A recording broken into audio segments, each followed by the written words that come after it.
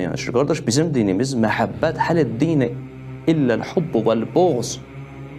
Dinimiz bizim həm məhəbbət dedi, həm boğz dinidir, qəzəb dinidir. Lazım o yerdə əgər sən qəzəb eləmirsən, sən əxlaqsızsan, sən dinsizsən. Bizim buna Quran ayələrimiz var, hədislərimiz var bizim buna. Bizim Allah ərhəmər rahimindir. Rəhimliləri rəhimisi də eyni anda da neyniyir? Deyir, müminin sifətlərindən biri bu ki, qəzəb eləyəsən, dinində sənin qiriyyətin olmalıdır.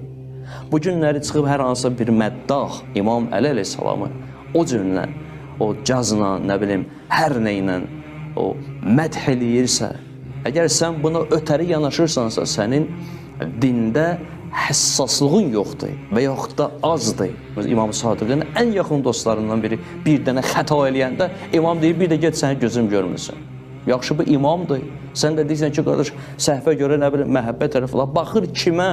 Sən adi insana, məşhur insanı bir tərəziyə qoyma yine. Adi insan, bəli, məsələn, bir insan eləyər, bunun ictimai fəsadı yoxdur. Amma bir insan ki, məşhurdur, mərufdur, hamı bunu tanıyır, bunun əməli, milyonlarla insan bunu izləyirsə, yüz minlərlə insan bunu izləyirsə, qardaş, bunun hər hansısa bir çəkilişi, əməli, danışığı, oxumağı din adı altında hər yerdə təbliğdir bir növ.